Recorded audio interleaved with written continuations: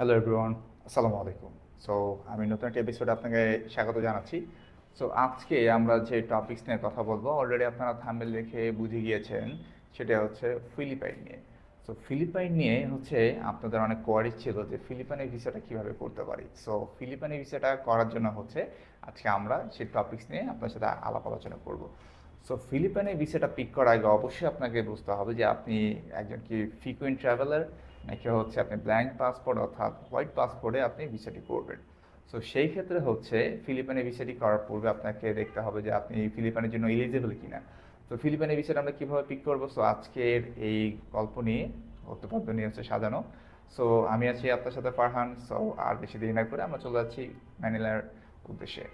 So thank you very much. So ফিলিপাইনের ভিসাটি হচ্ছে বাংলাদেশ থেকে ডিরেক্ট অ্যাম্বাসি আছে, তো সেইখানে হচ্ছে এটা বাইধারা ডিউচেসে এটা হচ্ছে অবস্থিত। এবং কি আমাদের বাংলাদেশ থেকে যেহেতু আমরা থার্ড ওয়ার্ল্ড কান্ট্রি এবং ফিলিপাইনের ভিসাটি হচ্ছে আমরা যখন পিক করবো, আপনি চাইলে ব্ল্যাঙ্ক পাসপোর্ট হচ্ছে পিক করতে পারেন। বাট ফিলিপাইনের ভিসাটি যখন আপনি পিক করবেন অবশ্যই আপনাকে একজন প্রফেশন থাকতে হবে খুবই ভালো, এবং কি কমপক্ষে অ্যাটলিস্ট যাতে আপনি 20 থেকে 25 হাজার টাকা মাসে আর্নিং করেন, এটাকে প্রুফ অফ ফান্ড হিসেবে আপনাকে কোম্পানি থেকে পে স্লিপ দেখাতে হবে। তাহলে হচ্ছে মোটামুটি আছে। আপনি যদি 6 মাস যদি জব করেন তাহলে মোটামুটি আপনি 6 মাসের একটা পে স্লিপ আপনি নেবেন, যেটাতে হচ্ছে কি আপনি প্রতি মাসে যে একটা সম্মাননা পাচ্ছেন এটি। তার সাথে যদি মনে হয় যে না আসলে আপনি হচ্ছে কোম্পানি থেকে হচ্ছে ইয়ারলি সার্টিফিকেট নেবেন, সেটাও পারেন। তো নর্মালি আমাদের ফিলিপাইনে ভিসা করতে কী কী লাগে বা কী কী ডকুমেন্ট হলে ভালো হয়, তার মধ্যে হচ্ছে আপনার পাসপোর্ট লাগবে, যেটা আমাদের বাংলাদেশের 6 মাস থেকে 8 মাসের, এবং কি 2:2 সাইজের মানে 2x2 সাইজের একটা ছবি লাগবে, যেটা হচ্ছে ইউএসএ এবং কি হচ্ছে গিয়ে যে আপনার টার্কি বা হচ্ছে ইন্ডিয়ান যে সাইজগুলো দেওয়া হয় ঠিক সেম হতে আপনাকে ছবিটা লাগবে কিসের, ম্যানিলার জন্য। সো আপনি বাংলাদেশ থেকে যখন ম্যানিলা যাবেন ম্যানিলার উদ্দেশ্যে, তো সেটি হচ্ছে পাসপোর্ট লাগবে 6 মাস থেকে 8 মাসের মেয়াদ, ছবি লাগবে 70 তোলা ছবি, যেটি হচ্ছে রিসেন্টলি 3 মাসের মধ্যে সেটি, এবং তার মধ্যে হচ্ছে গিয়ে যে আপনার প্রুফ ফান্ড লাগবে, আপনার একটা এনওসি কপি লাগবে, হচ্ছে আপনার আইডি কার্ড যেটা হচ্ছে জব আইডি কার্ড আমরা বলে থাকি, আপনি যে প্রফেশনে আছেন তার জন্য আপনার একটা ভিজিটিং কার্ড লাগবে, যে আপনি এই প্রফেশনে আছেন আপনার একটা ভিজিটিং কার্ড। দেন হচ্ছে গিয়ে যে আপনার পে স্লিপ, আপনি যে প্রতি মাসে সম্মাননা পাচ্ছেন। সো আপনি যদি ব্যাংকের মাধ্যমে আর্নিং করেন ফাইন, সেটাই হয়। আপনি যদি মনে করেন আমি ক্যাশ হচ্ছে নিচ্ছি, সেটি হয়। কিন্তু আপনাকে অবশ্যই 6 মাসের যে ব্যাংক স্টেটমেন্ট বা সলভেন্সি আমরা বলে থাকি, সেটার মধ্যে কিন্তু অবশ্যই আপনাকে লাস্ট 6 মান্থের ব্যালেন্স 2 লক্ষ টাকা প্লাস থাকতে হবে। এবং আপনার যদি ব্ল্যাঙ্ক পাসপোর্ট হয়, ব্ল্যাঙ্ক পাসপোর্টে যদি আপনি ভিসাটা পিক করেন, তো সেই ক্ষেত্রে কিন্তু অবশ্যই আপনাকে 3 থেকে 3.5 লাখ টাকা থাকতে হবে। সো আপনি ফিলিপাইন কেন যাবেন বা ফিলিপাইনের হচ্ছে আপনার টার্গেট কেন, তো বুঝতে হবে আমাদের বাংলাদেশে হচ্ছে আমরা থার্ড ওয়ার্ল্ড কান্ট্রি, তো সেই ক্ষেত্রে হচ্ছে আমাদের যেহেতু হচ্ছে থার্ড ওয়ার্ল্ড কান্ট্রি, সো আমাদের হচ্ছে অবশ্যই আমাদের নিজের প্রোফাইলটাকে হচ্ছে অনেক ডেভেলপ বা হচ্ছে আপডেট করতে হবে। তো সেই ক্ষেত্রে আমাদের টার্গেট থাকে নর্মালি ইউএসএ, কানাডা, ইউকে বা সেনজেনের মতো ভিসাগুলো পিক করার জন্য। সো আপনি যখন টার্গেট করবেন যে প্রিন্টেড ভিসাগুলো হচ্ছে পিক করার জন্য, সেক্ষেত্রে আপনার ইন্ডিয়া হতে পারে one of the best country. But ইন্ডিয়ার ভিসার জটিলতার কারণে এখন কিন্তু আমরা ইন্ডিয়ার ভিসাটা পাচ্ছি না, মেডিকেলের ভিসাটা অনেক সময় পাচ্ছি না আর কি।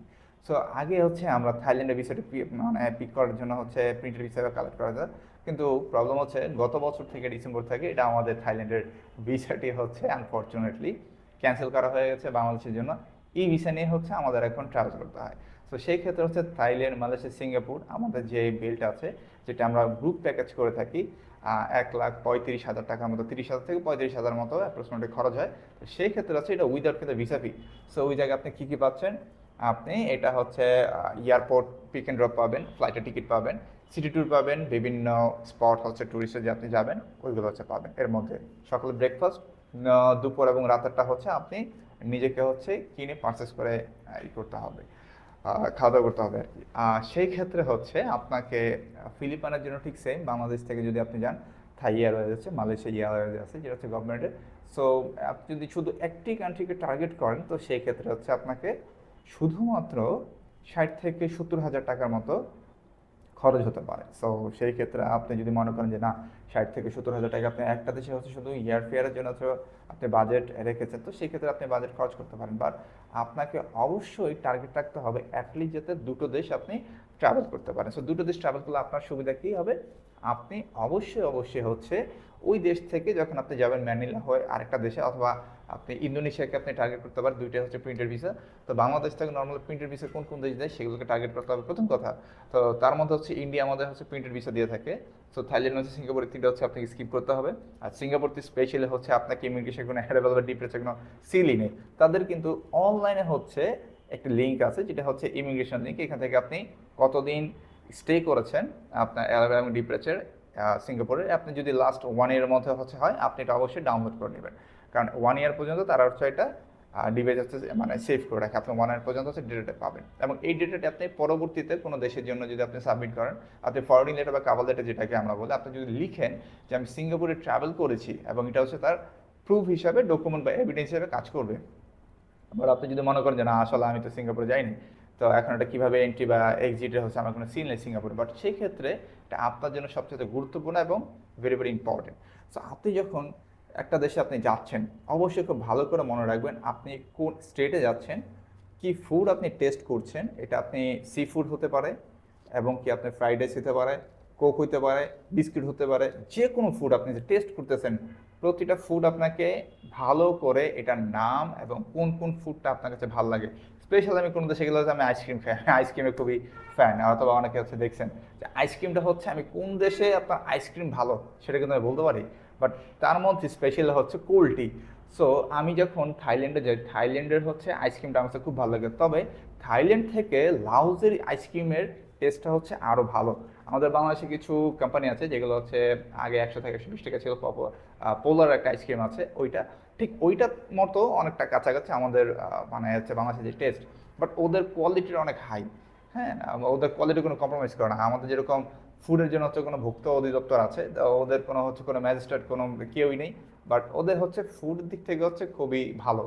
সো আপনি যদি চিন্তা করেন যে আপনি ইন্ডিয়াকে টার্গেট করবেন, দেন হচ্ছে আপনি কম্বোডিয়া আছে, লাওস আছে, ইন্দোনেশিয়া আছে, ফিলিপাইন আছে, তারপরে হচ্ছে আপনার ইজিপ্ট আছে, চায়না আছে, তারপর হচ্ছে দেন হচ্ছে আপনার জাপান আছে। সো আপনার এখানে দেখা গেছে যে 10-12টার মতো আমাদের বাংলাদেশ থেকে এখনও নর্মালি এশিয়া যে কান্ট্রিগুলো আছে তারা হচ্ছে ভিসাটা প্রোভাইড করে।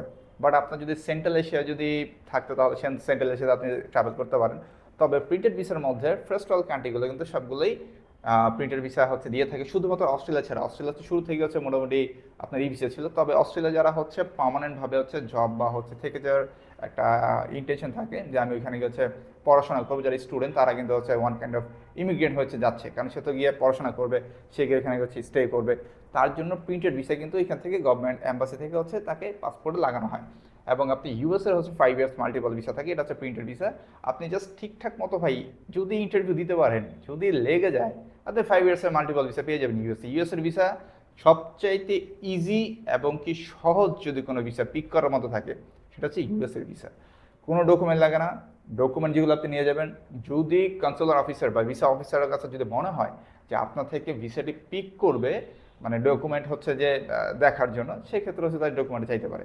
তবে আপনি যে DS-160 ফিল আপ করবেন এবং সিজিএ যে হচ্ছে যে ইয়াটা আছে, এটা আপনার আইডিটা আছে, এটা আপনি যখন অ্যাপয়েন্টমেন্ট ডেটটা হচ্ছে পেমেন্ট করে নেবেন, সেই ক্ষেত্রে অবশ্যই অবশ্যই আপনাকে হচ্ছে এটা দেখে ফিল আউট করতে হবে। তখন আপনি যখন হচ্ছে কোশ্চেন করবে ভিসা অফিসার বা কাউন্সিলর অফিসার, তখন কিন্তু অবশ্যই আপনাকে প্রপারলি বলতে হবে যে আমি অ্যাকচুয়ালি ইন্ডিয়াতে চেন্নাই গিয়েছি, ভেলোরে গিয়েছি, দিল্লি গিয়েছি, কলকাতা গিয়েছি, কোন কোন স্টেটে ছিলেন, কোন হোটেলে ছিলেন, কি কি হচ্ছে আপনি গিয়েছেন। আপনাকে এখন দেখা গেছে আপনি ইজিপ্টে গিয়েছেন, সো ইউএসএ ভিসা আছে, আপনার অনারেবল হচ্ছে আপনি ইজিপ্টের ভিসাটা ক্লিক করতে পারেন। তবে আপনাকে যদি ভিসা বা কনসুলার অফিস জিজ্ঞেস আপনি ইজিপ্টে কোথায় গিয়েছেন, ইজিপ্টে কোন স্টেটে হচ্ছে আপনি স্টেট করেছেন, গিজা আছে, এটা হচ্ছে পিরামিডের ঠিক একবারে পাশেই। যে আপনি হয়তো বা দেখেছেন আমার অন্যান্য হচ্ছে ভিডিওতে আমি গিজাতে গিয়েছিলাম। গিজাতে একবার আমরা যে ছাদে বা হচ্ছে আমাদের রুফটপে হচ্ছে আমরা সকালে ব্রেকফাস্ট করতাম, সূর্য উঠতো, আমরা হচ্ছে পিরামিড দেখতাম, যে সূর্য উঠতেছে আমরা পিরামিড দেখতেছি। পিরামিড মানে অনেক দূর থেকে এটা হচ্ছে আপনার দেখা যায় যে বিশাল, বাট কাছে যাওয়ার পর মনে হয় এটা আরও বিশাল। বাট পিরামিড অনেকগুলো ছিল, তার মধ্যে বেশ কয়েকটা পিরামিড ছোট ছোট এটা হচ্ছে মানে ভেঙে যাচ্ছে, এটা দেখা গেছে যে তাদের একটা নিদর্শন। বছরের পরে বছর ট্যুরিস্ট যাচ্ছে সব কিছু নিয়ে। তো যখন আপনি ইজিপ্টে যাবেন, তো ইজিপ্টের অবশ্যই হচ্ছে আপনি কায়রোতে গিয়েছেন। কায়রোতে কোথায় গিয়েছেন? আমি কায়রোতে এই গিজা স্টেটে গিয়েছি। গিজাতে থাকলে আমি কায়রোতে গিয়েছি, দেন ন্যাশনাল মিউজিয়ামে গিয়েছি, আমি এখানে এই রেস্টুরেন্টে আমি এই ফুডটা টেস্ট করেছি, বা আমি এই ট্রাভেলটা হচ্ছে করেছি, এই ইমেজটা হচ্ছে নীল নদ আমি দেখেছি। সো প্রতিটা স্টেটে যখন আপনি যাবেন আপনাকে খুব সুন্দর করে এগুলো টার্গেট করে হচ্ছে আপনাকে ডকুমেন্টারি হিসাবে আপনাকে মনে রাখতে হবে। কারণ যদি কিনা আপনি কোনো ফার্স্ট ওয়ার্ল্ড কান্ট্রির ভিসাটির জন্য পিক করার জন্য আপনার ইন্টেনশন থাকে যে না আমার আসলে ইউএসএ ভিসাটা আমি পিক করব, সো আমার কানাডা ভিসাটা পিক করব, সেনজেনের ভিসাটা পিক করব। সো যখন আপনি একটা ভালো দেশের জায়গায় আপনি স্টেট করবেন বা হচ্ছে আপনি পিক করার জন্য আপনার ইন্টেনশন থাকবে, সো ছোটো ছোটো দেশগুলো আপনি যখন যাবেন আপনি কখনোই হচ্ছে ওই এন্ট্রি করলেন আর চলে আসলেন কোনো গ্রুপ টিমের সাথে, না, এটা দরকার নাই। সো তার চেয়ে ভালো আপনি একটা জায়গায় যাচ্ছেন, আগে অ্যানালাইসিস করেন সব কিছু নিয়ে মোটামুটি। সো আপনার কাছে যদি এই ডকুমেন্টগুলো থাকে, সো আপনি ফিলিপাইনের ভিসাটা পেয়ে যাবেন। আর চেষ্টা করবেন যাতে ফিলিপাইনের সাথে ইন্দোনেশিয়া বা হচ্ছে অন্য কোনো কান্ট্রি অ্যাড করার জন্য। সো আজকের মতো আমাদের এই এতটুকুই আর কি। হ্যাঁ, ধন্যবাদ। আসসালামু আলাইকুম।